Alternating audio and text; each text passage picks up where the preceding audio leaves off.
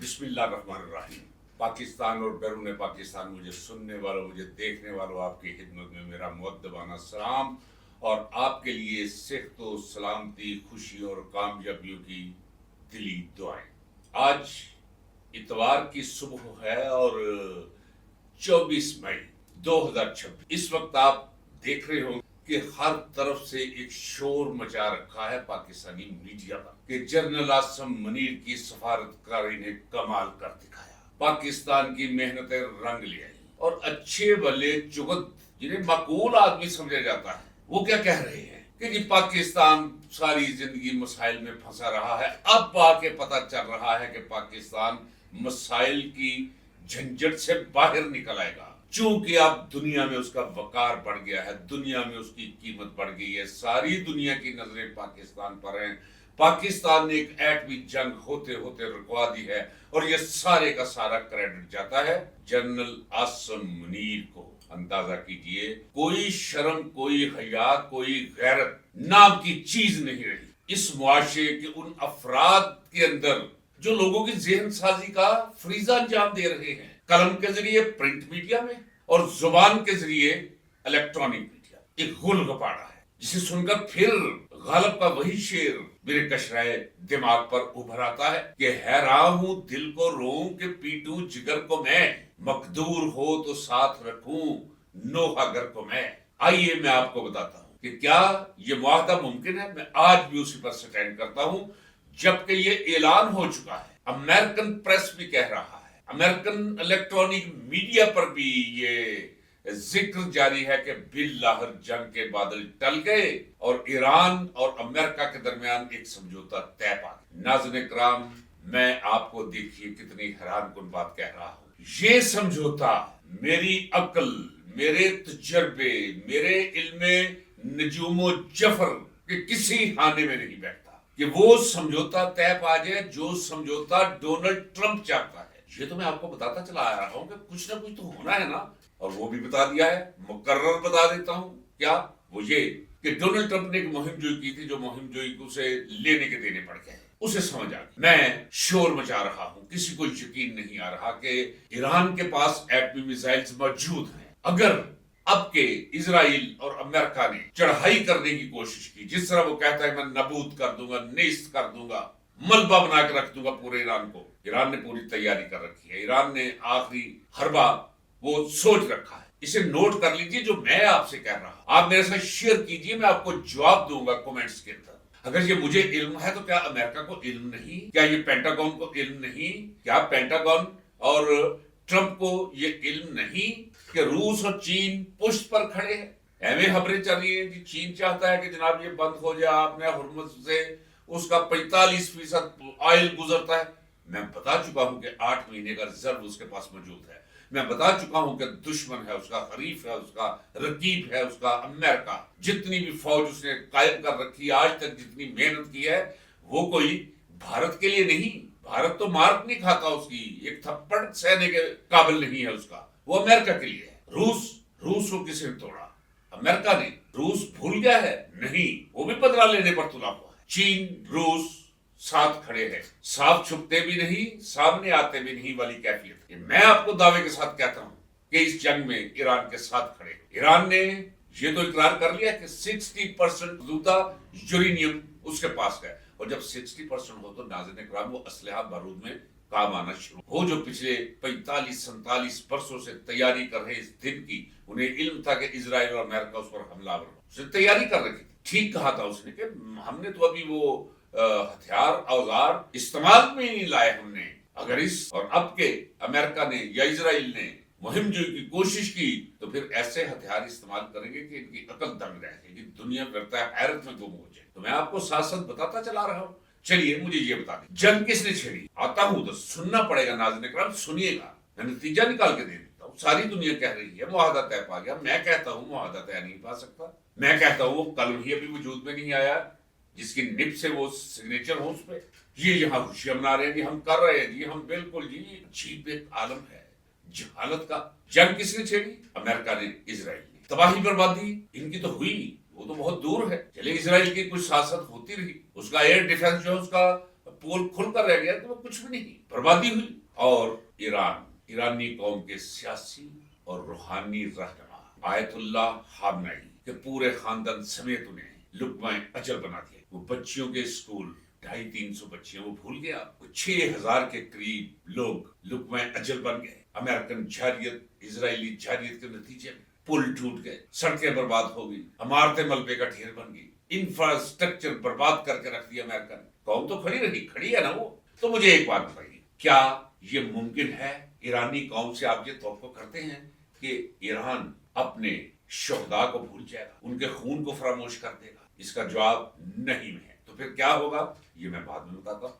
आइए, दूसरा सवाल मेरा ये है, क्या आपने हुर्मुज़ अमेरिका के हवाले कर देगा, जिस पर नजर है उसकी? मुसलसल कहता चला रहा हूं, ये जंग, इसकी तह में मुआशी मुहर्रकात हैं। अमेरिका सियासी भी है, लेकिन असल मुहर्रकात मुआशी। आपने हुर्मुज़ बिल्कुल उसके हवाले नहीं करेगा। वो जितना नुकसान हुआ है, क्या उस नुकसान के मुतालबे से ईरान दस्तबरदार हो चुका होगा? मेरी अकल नहीं मानती। क्या ईरान ने ये शर्त कबूल कर रही होगी कि वो अपने मिसाइल्स की रेंज उतनी ही रखेगा जितनी रेंज अमेरिका चाहता है, इजराइल चाहता है? कभी भी नहीं होगा। क्या अमेरिका के ये मुतालबा ईरान ने मान लिया होगा इस मुआहदे में कि यूरेनियम मेरे हवाले कर दो? जबकि अभी कल रात ही मैं जिक्र कर चुका हूं, मुख्तलिफ शुबा जात की जो क्यादत है, उन तमाम क्यादतों का नाम लेकर उनके स्टेटमेंट्स में कल आपके सामने रख चुका हूं कि उन्होंने कहा है किसी सूरत भी ये मुमकिन ही नहीं कि हम अपने जोहरी प्रोग्राम से दस्तबरदार हो। ये कि क्या अमेरिका ने रॉकेट खत्म कर दिया होगा ईरान के कहने पर? ये वो सवालात हैं जिनके अंदर जाकर इनकी हसासियत को देखते हुए हमें अंदाजा करना चाहिए कि क्या ये वादा मुमकिनात में से है। मेरे नजदीक देखिए किस क्लाउड से मैं कह रहा हूं, नामुमकिन है नाज़रीन। अगर नामुमकिन है तो आपके जहन में एक सवाल उठता होगा कि फिर होगा क्या? वो मैं पहले भी बता चुका हूं, दोबारा बता देता हूं। अमेरिका को ये अपनी सुबह की हजीमत हजम करना होगा, बहुत सारे अरसे के लिए उसे खामोश हो जाना होगा। इजराइल एक्सपोज हो चुका है, अमेरिकन कौम नेतन्याहू के खिलाफ है, इजरायली अज़ाइम के खिलाफ है, उसका कांटा कुदरत ने निकाल के बाहर रख दिया। इसी मुहिम जोई में उसकी सुप्रीमेसी का भरम भी सिर्फ वो खामोशी इख्तियार करे। हाँ, फेस से भी बड़ी माकूल क़यादत है ईरान की, उन्हें भी वक्त चाहिए अपने इंफ्रास्ट्रक्चर को सीधा पदरा करने के लिए। नाज़रीन किराम, आप यकीन जानिए कि जब की जंग बंदी हुई है, दिन रात एक कर दिया है ईरान ने।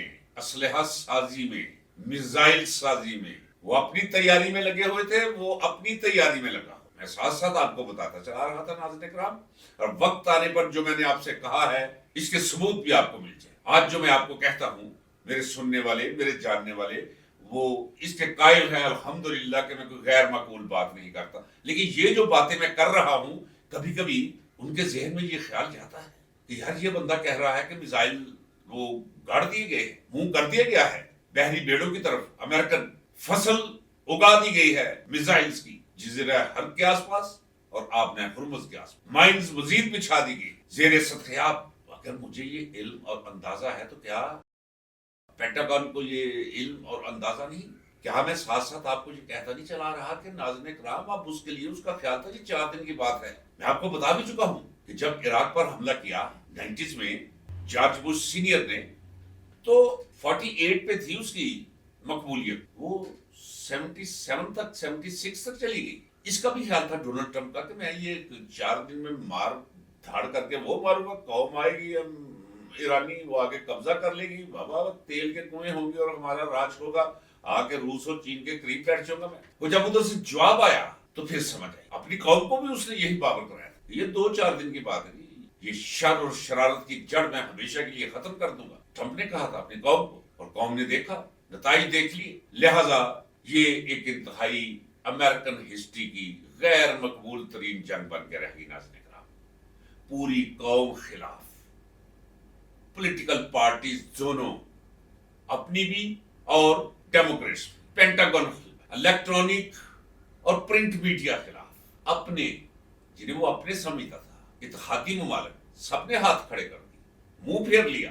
कुछ ने तो साफ मुंह पे कह दिया कि भाई हम आपकी इस मुहिम जोई के वो साथी नहीं हो सकते। मैं कहता चला रहा हूं, इंसान है वो, उसके घर वाले भी उसे कहते तो क्या हो गया, पागल हो गया, ये मुझे नहीं पता, मैं अंदाजा कर सकता हूँ नाज़रीन किराम, जरूर कहते होंगे घर वाले یہ ہو گیا تو چھٹو پڑے وہ کہتا ہوگا کہ اب جان نہیں بھائی کسی طرح جان بچاؤ. ہاں دیکھیے آپ نے یہ سٹیٹمنٹ تو سن لی ہوگی کہ جی بنیادی معاملات طے پائے ہیں. بنیادی معاملات کیا ہے جی جنگ بندی ہوگی ہے. اور باپا یہ میں آپ سے مخاطب ہوں ناظرین اکرام جنگ بندی تو آلریڈی ہے. وہ تو یک طرفہ طور پہ اسے تھک ہار کے طریقے دیتا رہا ہے. اس تاریخ تک میرے ساتھ معاہدہ کر لو جو میں ڈیل دے رہا ہوں اس پہ اسے ایکسیپٹ کر لو نہیں تو فلاں تاریخ کو صفحہ ہستی سے مٹا دوں گا. تہذیب نام کی چیز نہیں رہے گی تمہاری. جب وہ دن آیا تو پھر کہا مجھے کسی نے کہا ہے مؤخر کر دیا فلاں تاریخ تک پھر غیر معینہ مدت تک. پھر ابھی کوئی 28 گھنٹے پہلے اس کی سٹیٹمنٹ میں سن رہا تھا کہ پروجیکٹ فریڈم وقتی طور پر میں نے غیر معینہ مدت تک کے لیے مؤخر کر دیا. جو یہ کہہ رہے ہیں وہ یہ کہہ رہے ہیں کہ یہ جنگ بندی کا اعلان ہے. جنگ بندی کا اعلان کیا اعلان ہوا؟ وہ تو پہلے ہی جنگ بندی ہے. وہ تو پہلے ہی اعلان کر چکا ہے غیر معینہ مدت کے لیے. یہ کیا معاہدہ ہے؟ اور یہ آگے ہے یہاں اور ڈڈورچی وہ چابی والے کھلونے وہ لفافہ صحافی وہ سارے لگے ہوئے ہیں. اور مجھے حیرانی ہو رہی ہے میں جنہیں سمجھتا ہوں کہ نہیں یار اپنے ہیں وہ عقل مند ہیں ذہین ہے لیکن ذہانت اور عقل جو ہے وہ کسی پیشے کے اندر سمجھ آئی ہے کہ صدیاں گزار کے بھی بعض کے لوگوں کے نزدیک عقل اور دانش جو ہے وہ گزر نہیں پاتی. نام بن جاتا ہے برانڈ بن جاتے ہیں چونکہ ہر طرف جہالت پنپ رہی ہے نا. میں سن رہا ہوں نام نہیں لیتا جی پاکستان کے حالات بدل جائیں گے جو کبھی بھی نہیں بدلے اب بدل جائیں گے. کوئی صورت پیدا ہوگی کیونکہ ہر طرف جہالت پنپ رہی ہے نا. میں سن رہا ہوں نام نہیں لیتا جی پاکستان کے حالات بدل جائیں گے جو کبھی بھی نہیں بدلے اب بدل جائیں گے. کوئی صورت پیدا ہوگی. پاکستان جب تک جنرل عاصم منیر ہے اور یہ سسٹم جو اس نے قائم کر رکھا اتنی تیزی کے ساتھ مکمل تباہی کی کھائی میں گرنے کے لیے بغیر بریکوں کے جہاں ریلوے ٹریک بھی ختم ہو جاتا ہے تیزی کے ساتھ ہمیں ادھر لے جا رہا ہے. بصیت ملک بصیت قوم کے اتنے قرضے ہیں اتنا خسارہ ہے تجارتی کہ ہم اس دلدل سے نکل ہی نہیں سکتے ان کے ہوتے ہو. چونکہ یہ خدا کی ایک لعنت اور نحوست اور یبوست ہے یہ لوگ. میں نے کہا ہوا نا کہ یاسمنی اور یہ شہباز شریف اینڈ کمپنی اور یہ سارا گند جو اکٹھا ہوا ہے ان پر لعنتوں کا نزول جاری ہے آسمانوں سے. یہ کیسے ہو سکتا ہے کہ انہیں کوئی عزت ملے؟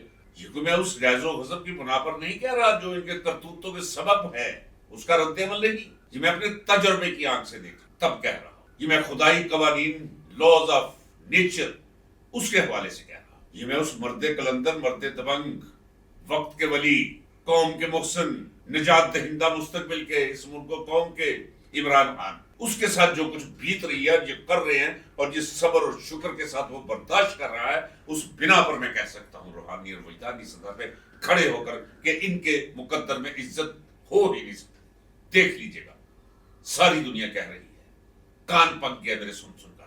کمال کر دیا جی عاصم منیر نے کمال کر دیا. کمال نہیں کر دیا بیڑا غرق کر دیا جی. کبھی امریکہ سے امریکہ بہت دفعہ اس سے زیادہ جھولے ابوا کی ڈالی پر جھولے ہوئے ہیں سابقہ حکمرانوں نے اڈے دے کر چمچا گیری کر کے سینٹو سیٹو کو جوائن کر کے سرد جنگ میں اس کی جنگ کا حصہ بن کے گرم محاذ پر امریکہ کی جنگ لڑ کے. وہی امریکہ اسی کے منہ سے نہیں سنا یہ بدمعاش ریاست ہے یہ سیٹنک سٹیٹ ہے شیطانی ریاست ہے. یہ ریاست نہیں یہ کارخانہ ہے جہاں دہشت گرد ڈھلتے ہیں. یہ ایک دہشت گرد ریاست ہے.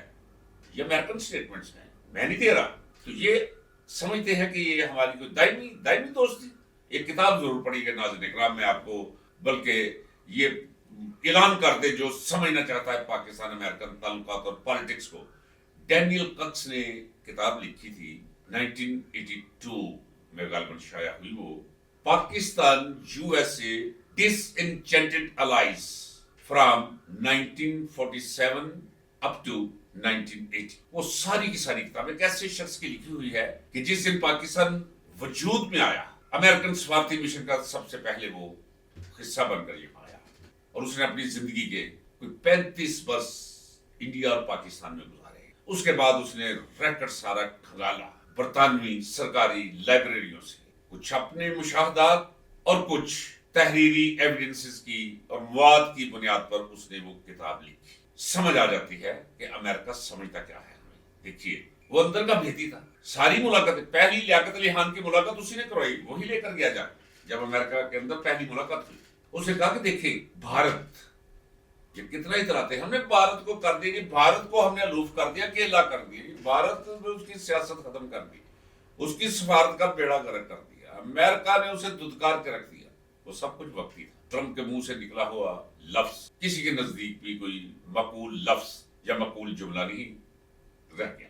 اس نے کہا کہ امریکن کی اسٹیٹ پالیسی تھی کہ اگرچہ پاکستان سے سینٹوں سیٹوں کا ہمارا اتحادی ہے, اس نے ہمیں اڈے دے رکھے ہیں, لیکن بھارت نے اپنے آپ کو غیر جانبدار ملک, نان لائنڈ, یعنی سخت جنگ کے دوران جو دو بلاک تھے, امریکن بلاک اور رشین بلاک, اس نے کہا جی میں دونوں میں کوئی حصہ نہیں. حالانکہ وہ مکمل طور پر حصہ تھا, انڈکلیئرڈ, ان اناؤنسڈ. روس کا ساتھی تھا, روس اس کا ساتھی تھا, لیکن امریکہ نے کبھی بھی اسے اپنے دشمن ممالک اور ناپسندیدہ ممالک کے صف میں اور خانے میں کبھی نہیں رکھا. یہ ڈینیل ککس بھی لکھتا ہے, میں نہیں جانتا, میرا مطالعہ بھی یہی نتیجہ اخذ کرتا ہے. وہاں سے صرف مجھے تصدیق ہوئی تھی. پاکستان کو کبھی بھی وہ حیثیت نہیں تھی جو بھارت کو حیثیت حاصل رہی ہے. یہ بھی آ کر وہ پاگل سا آدمی ہے, مبہوت الحواس ہے, اسے پتہ نہیں کتنے طیارے تھے. کبھی کہہ رہا 17 طیارے گرا لیے تھے پاکستان نے بھارت کے, کبھی کہہ رہا 13 گرا لیے تھے. یار عجیب صدر امریکہ کو نصیب ہوا ہے. ابھی کیا ہے اس وقت جبکہ میں یہ ویلاگ کر رہا ہوں, ابھی امریکن اسٹیٹ سیکرٹری جسے وزیر خارجہ آپ کہتے ہیں مارکو روبیو, وہ بھارت میں ہے. بھارت میں وہ معافی تلافی کے لیے گیا کہ جناب جو کچھ بھی ہم نے کیا وہ وقتی طور پہ تھا. شروع ہو گیا نا معاملہ. آپ دیکھیے گا, میں آپ سے کہہ رہا ہوں کہ پہلے بھی میں نے کہا تھا, ان قریب آپ دیکھیں گے یہی ٹرمپ پہچانے گا بھی نہیں یہ کون ہے. یہ عاصم منیر نام بھی یاد نہیں رہے گا, وہ شہباز جوکر کا. اسے کبھی پاکستان کو وہ ترجیح نہیں دے سکتا بھارت پر. یہ بس ایک وقت تھی, اس کی ضرورت تھی, اس نے استعمال کرنا تھا, استعمال اس نے کیا ہے. پاکستان ایک ایٹمی پار ہے, اور بدقسمتی اس ملک کی کہ ہمارے سارے ایٹمی اثاثے اس وقت انتہائی بدکار اور انتہائی نالائق اور نااہل فوجی قیادت کے قبضے میں, جن کے اندر قومی غیرت اور حمیت کی ایک چھینٹ تک نہیں ہے. قدرت نے رکھی, سمجھوتا کروا دیا انہوں نے. پتا تھا انہیں کہ بھئی اینو کرو گے. وہ تو شکر ہے خدا کا کہ وہ امریکہ اجازت نہیں دے رہا, قوم اجازت نہیں دے رہی, حالات اجازت نہیں دے رہے, اندر سے ٹوٹ چکا ہے, بکھر چکا ہے, ڈپریس ہو چکا ہے, فرسٹریشن کا شکار ہے. ڈونلڈ ٹرمپ گھر والے اسے کہتے ہیں کیا کر بیٹھا تو, جنگ سے بھاگنے کی جوتے چھوڑ کر وہ راہ تلاش کر رہا ہے. اور اگر وہ حملہ کرتا, ناظرین کرام میں آپ کو یقین دلاتا ہوں کہ جنرل عاصم منیر نے فوج بھی بھیج چھوڑی ہوئی ہے اور ایئر فورس بھی بھیج چھوڑی ہوئی ہے, اپنے طیارے اور اپنے میزائل بھی بھیج چھوڑے ہوئے ہیں اسرائیل کے ساتھ, امریکہ کے ساتھ مل کر ایران پر حملہ آور ہونے کے لیے. یاد کر لیجیے ناظرین کرام, لکھ کر رکھ لیجیے, یہ جنگ رک گئی ہے. میں بتاتا چلا رہا ہوں کہ ضرورت کوئی نہیں ہے, 2.5% زکوٰۃ کے برابر بھی جو ہے امکانات نہیں ہے. چلے 2.5% رکھ لیں. وہ کیوں میں کہہ رہا تھا, اس لیے نہیں کہ وہ شریف آدمی, اس لیے نہیں وہ کلی طور پر شکست کھا گیا, وہ اس لیے کہ یہ غیر مقبول جنگ ہے. امریکن قوم کو پتا ہے کہ سرنڈر نہیں کرے گا ایران. ایران کہہ چکا ہے اگر سارا انفراسٹرکچر تباہ ہو گیا تو پاسداران انقلاب آج 1,20,00,000 ہے. آدھی قوم جو ہے پاسداران انقلاب بن کر جس جگہ امریکن مفادات ہوں گے وہاں جا کے ٹکرا جائیں گے, گریلا جنگ شروع کریں گے. ہم کسی جگہ بھی ٹکنے نہیں دیں گے ہم امریکہ کو.